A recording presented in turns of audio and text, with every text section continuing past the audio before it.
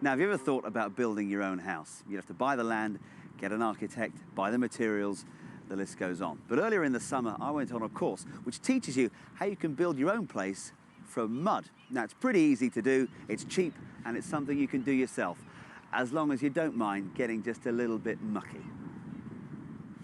Okay, hi, welcome everybody. This is so exciting. We've got a whole 5 days. We're going to build a bit of a house, and you're going to go away feeling like you can build a cob house. So this is really exciting.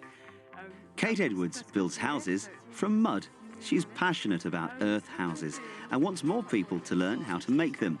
But could mud be the building material of the future? Most of these students have no building experience, but Kate is convinced that she can teach them in just 5 days. And she's so confident, she's trusting them to build the extension on her own home.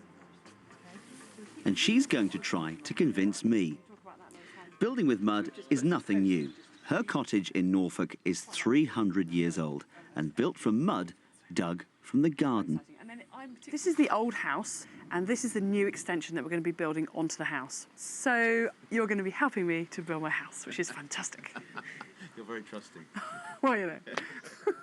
The walls will be made of cob, which is just sand and clay, with some straw to hold it together. And to mix it, well, us students have to do the cob dance.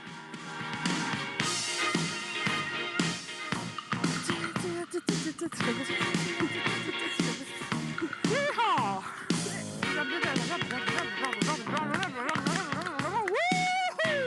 Beautiful! I like the action, I like the dancing.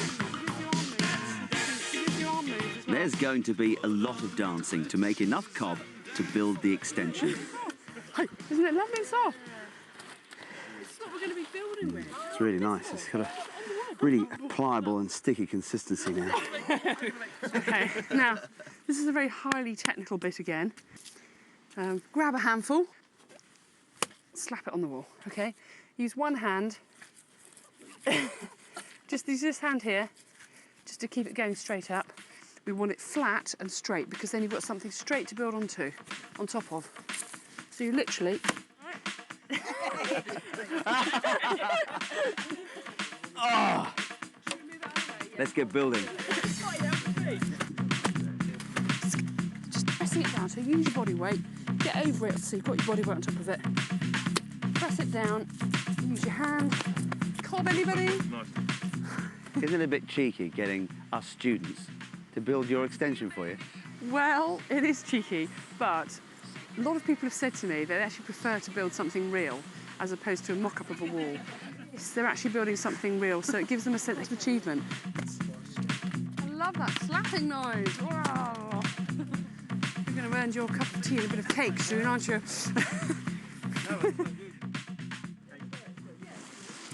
Right, it's day 2, and today we're also building with straw. Straw bales are fantastic insulation, as you know, but they have to be fitted snugly, okay? They have to be really snugly fitted in order for them. So bales are cut to size and shaped to fit. I'm just literally going to saw it.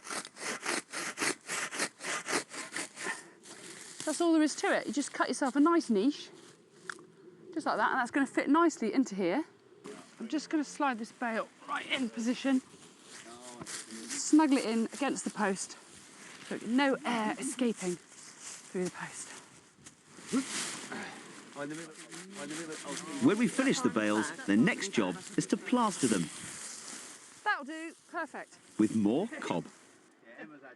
Wherever you are in the world, you can dig it from the earth and build your own house. How fantastic is that? It can't be any more environmental than that. There's no transportation, no manufacture of materials, there's no energy gone into it, you're just literally digging it and making a house with your bare hands. Fantastic. It's just absolutely beautiful. I just love it. This is a green way of building, especially compared to using concrete. But could we see housing estates built out of clay? Let's hope it fits now. I think there is a huge future for clay and all sorts of natural materials. If you look at clay and the qualities that it brings to buildings, you find that it's fireproof, it's relatively good as a load-bearing material in smaller structures, and it can be used with other materials if necessary. So it meets all of the needs of an urban area. Concrete is made of cement, and cement manufacture accounts for 9% of world carbon emissions. And as carbon taxation comes, obviously it is going to come, so all these natural materials are going to become much more sought after. There are some drawbacks when building with clay.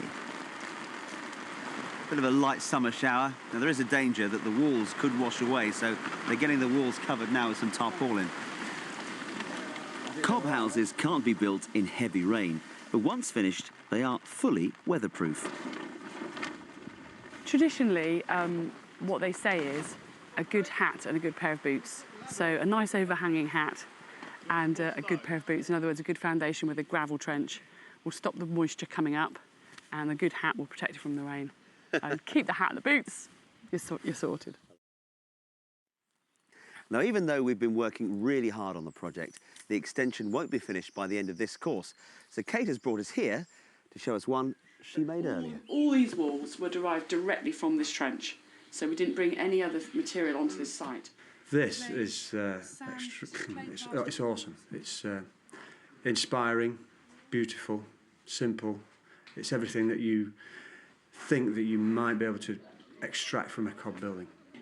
It is a bit scary to think it's such a big job, but I think what you get at the end is worth going through it, and also the process is fun.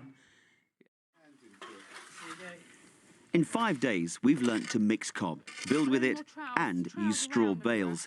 The last stage is applying clay plaster. But has it converted a new generation to cob? Press it hard, look. Bit of force, maybe even use 2 hands. I don't think I'd like to build them until I'm old and grey, or greyer. I'm certainly going to give it a go. In terms of learnt loads, this is actually very possible and very feasible and something I can do. So from that, it's sort of an idea of something I'd like to do to something that's definitely doable. Look at that beauty. To celebrate the end of the course, homemade pizzas cooked in a homemade oven. From Cob, of course. And some students are convinced mud is not just a building material for the future, it's a way of life. I want my kids to grow up in an environment that is sustainable, that is really very much part of a sustainable lifestyle. If everybody did a little bit, then the future for everybody would be an awful lot better than it is now. When we went to the Kate's Roundhouse that she'd built, and it just felt like you were sitting in a big hug. You know, it was just lovely, just so natural and so grounded. And I think, yeah, you know, I want that all the time. So it's lovely. I've really enjoyed this week. I've learnt a lot about cobbing.